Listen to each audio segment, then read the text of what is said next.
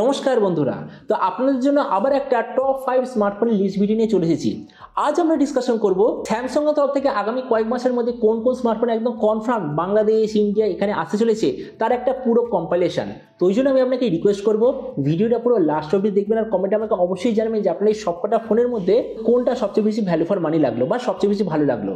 তো চলো শুরু করা যে ভিডিওটা কোনো সময় নষ্ট না করে আপনি যদি গ্যাজেটাল বাংলা চ্যানেলে প্রথমবার আসেন আর এরকম বাংলা টেক ভিডিও ডেইলি দেখতে চান তাহলে গ্যাজেটাল বাংলা চ্যানেলটা সাবস্ক্রাইব অবশ্যই করে নেবেন। তো প্রাইসের দিক থেকে আমাদের লিস্টের প্রথম স্মার্টফোন হলো গ্যালাক্সি A06 5G। ফোনটা আসার কথা 10,000-এর আশেপাশে। ডিজাইন দেখতে পাচ্ছেন এক্স্যাক্টলি এরকম। ডিসপ্লে দিক থেকে এতে আছে 6.7 inch HD+ 60 hertz IPS LCD display, তার সঙ্গে Dimensity 6300 5G অথবা Dimensity 6100 প্লাস 5G প্রসেসর। এর মিনিমাম ভেরিয়েন্ট হলো 464GB, LPDDR4X সঙ্গে UFS 2.2 এর কম্বিনেশন। ক্যামেরাতে আছে 50:2 এর ডুয়াল রিয়ার ক্যামেরার সঙ্গে 8 মেগাপিক্সেলের সেলফি। ব্যাটারিতে আপনি পাবেন 5000 mAh ব্যাটারির সঙ্গে যে 25 ওয়াটের চার্জার সেটা আপনাকে আলাদাভাবে নিতে হবে। তো এবারে গ্যালাক্সি A06 5G সম্বন্ধে আমি যদি আমার নিজের ওপিনিয়ন দিই তো আমার মতে মনে হয় 10,000 টাকার নিচে স্যামসাং এর ব্র্যান্ড ভ্যালুটা দেখে আমার মতে মনে হয় ঠিকঠাক ফোন আছে। কেননা দেখুন সেম প্রাইস পয়েন্টে বাকি ব্র্যান্ড কি দিচ্ছে, একটা HD+ display, Dimensity 6300 processor, 464GB 461GB এইসব ভেরিয়েন্ট, 50 DR 5 ওয়াটের সেলফি। ব্যাটারিতে প্রায় সবাই দিচ্ছে 5000 mAh ব্যাটারি। আর স্যামসাং এর এই যে গ্যালাক্সি A06 5G এরও আমাদের এক্স্যাক্টলি সেম জিনিস দিচ্ছে। তো যেটা আমার মতে মনে হয় 10,000 টাকার নিচে এই যে গ্যালাক্সি A06 5G একটা ঠিকঠাক অলরাউন্ডার 5G ফোন হতে চলেছে।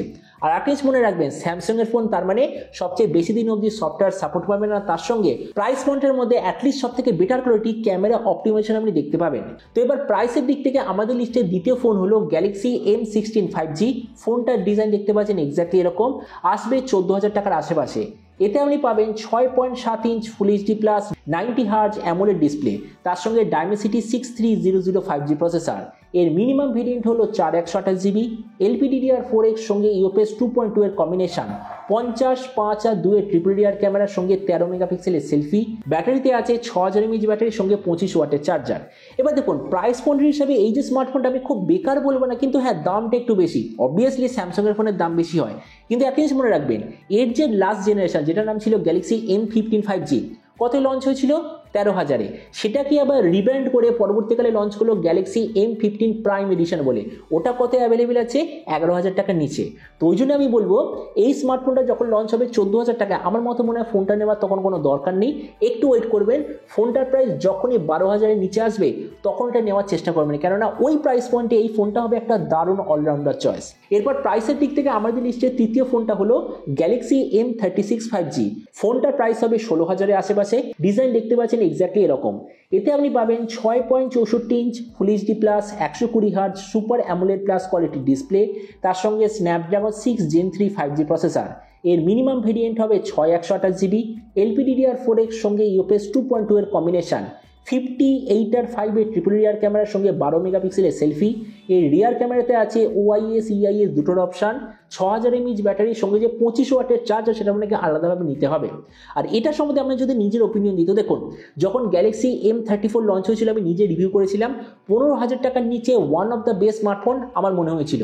তারপর গ্যালাক্সি M35 আমি রিভিউ করেছি, আমার মতে মনে হয়েছে 15,000-এর নিচে বা এক্স্যাক্টলি 15,000-এ ওয়ান অফ দ্য বেস্ট। তো অ্যাকর্ডিং টু লিক্স এই ফোনটা লঞ্চ হবে ধরে নিন 16, 17, 18,000 টাকায়। তারপর এক সময় ফোনটা অ্যাভেলেবেল হবে 15,000 টাকার নিচে। আর যখন এটা 15,000 বা তার নিচে অ্যাভেলেবেল হবে তো আমি বলবো তখনই আমরা নিয়ে নেওয়া উচিত, কেননা ওই প্রাইস পয়েন্টে এই ফোনটা তখন হবে একটা দারুণ অলরাউন্ডার চয়েস। কেননা দেখুন 6000 mAh ব্যাটারি, দারুণ ক্যামেরা সেটআপ, ঠিকঠাক কোয়ালিটির প্রসেসর আর ডিসপ্লের কম্বিনেশন। তো ওই জন্য আমার মতে মনে হয় ফোনটা যখন 15,000 বা তার নিচে অ্যাভেলেবেল হবে তখন এটা আমরা নেওয়া উচিত। তো এবার প্রাইসের দিক থেকে আমাদের লিস্টের নেক্সট ফোন হলো গ্যালাক্সি A26 5G। ফোনটা আসার কথা 25,000-এর আশেপাশে। এতে আপনি পাবেন 6.7 ইঞ্চ ফুল HD+ 120 hertz super AMOLED display, তার সঙ্গে Exynos 1280 এনহ্যান্সড এডিশন। এর মিনিমাম ভেরিয়েন্ট হলো 8128GB, LPDDR4X সঙ্গে UFS 2.2 এর কম্বিনেশন, 58 আর 5 এর ট্রিপল রিয়ার ক্যামেরার সঙ্গে 13 মেগাপিক্সেলের সেলফি। এই যে রিয়ার ক্যামেরা তার সঙ্গে আপনি পাবেন OIS EIS দুটোরই অপশন। ব্যাটারিতে আছে 5000 mAh ব্যাটারির সঙ্গে যে 25 ওয়াটের চার্জার সেটা আপনাকে আলাদাভাবে নিতে হবে। আর এটার সম্বন্ধে আমি আমার যদি নিজে ওপিনিয়ন দিই তো আমি বলবো ফোনটা যদি আপনি স্কিপ করতে চান করতেই পারবেন, কেননা আমার মতে মনে হয় না যে ফোনটা যদি অফার দিয়ে 20,000 টাকাও পাওয়া যায় তাও এটা ভ্যালু ফর মানি হবে। তো এবার আমাদের লিস্টের পরের ফোনটা হলো গ্যালাক্সি A36 5G। ফোনটা আসার কথা 30,000 এর আশেপাশে। ডিজাইন দেখতে পাচ্ছেন এক্স্যাক্টলি এরকম। এতে আপনি পাবেন 6.64 inch full HD plus 120 hertz super AMOLED plus quality display, তার সঙ্গে Snapdragon 6 Gen 3 5G processor, minimum variant 8/128GB, LPDDR4X সঙ্গে UFS 2.2 এর কম্বিনেশন, 50, 8 আর 5 এর ট্রিপল রিয়ার ক্যামেরার সঙ্গে 12 মেগাপিক্সেলের সেলফি। এর রিয়ার ক্যামেরার সঙ্গে আপনি পাবেন OIS EIS দুটোরই অপশন। 5000 mAh ব্যাটারির সঙ্গে 45 ওয়াটের যে চার্জার সেটা আপনাকে আলাদাভাবে নিতে হবে। আর এটা সম্বন্ধে যদি আমার নিজের ওপিনিয়ন দিই তো দেখুন আমি বলবো ফোনটা ঠিক আছে, গ্যালাক্সি A সিরিজের হিসাবে ভালো ফোন, কিন্তু অবভিয়াসলি 30 বা 25,000 টাকা এটা নেওয়ার কোনো মানে হয় না আমার মতে মনে হয়। এটারই রিব্র্যান্ডেড ভার্সন গ্যালাক্সি M36 যখন লঞ্চ হবে ধরে নিন 15 থেকে 17,000 টাকার মধ্যে, তখন এই ফোনটা আপনি নেওয়ার চেষ্টা করবেন। আর তো এই জন্য আমার মতে মনে হয় গ্যালাক্সি A36 5Gটা নেওয়ার কোনো দরকার নেই। আর এরপর আমাদের লিস্টের লাস্টের ফোনটা হলো গ্যালাক্সি A56 5G। ফোনটা আসার কথা 37,000 এর আশেপাশে। ডিজাইন হবে এক্স্যাক্টলি এরকম। এতে আপনি পাবেন 6.7 inch full HD plus 120 hertz super AMOLED plus quality display, তার সঙ্গে Exynos 1580 5G প্রসেসর। এর মিনিমাম ভেরিয়েন্ট 8/128GB, LPDDR4X সঙ্গে UFS 2.2 এর কম্বিনেশন, 50, 12 আর 8 এর ট্রিপল রিয়ার ক্যামেরার সঙ্গে 12 মেগাপিক্সেলের সেলফি। এর রিয়ার ক্যামেরাতে আছে OIS EIS দুটোরই অপশন। 5000 mAh ব্যাটারি আছে, 45 ওয়াটের চার্জার সেটা আপনাকে আলাদাভাবে নিতে হবে। আর এটা সম্বন্ধে আমি যদি নিচের ওপিনিয়ন দিই তো ফোনটা এমনিতে তো ঠিকঠাক আছে, যদি 30,000 অ্যাভেলেবেল হয় তো আমার মতো মনে হয় স্যামসাংয়ের ব্র্যান্ড ভ্যালু দিক থেকে দেখতে গেলে ঠিকঠাক চয়েস হবে। আর হ্যাঁ আরেকটা জিনিস এবার আপনি নোটিস করবেন যে স্যামসাং নিজের প্রায় সবকটা ফোনে 12 মেগাপিক্সেলের একটা সেলফি ব্যবহার করছে। এটা মনে করবেন না যে ওটা 12 মেগাপিক্সেল মানে বেকার।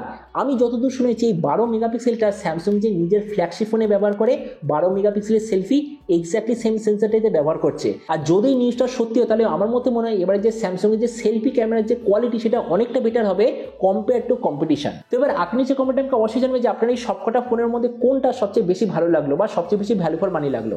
এটা সম্বন্ধে নিচে কমেন্ট বলতে আমাকে একদমই ভুলবেন না। তো চলুন দেখা হবে আগামী কোনো একটা টেক ভিডিওতে। Till then stay tuned, always remember think positive, be positive. Thank you.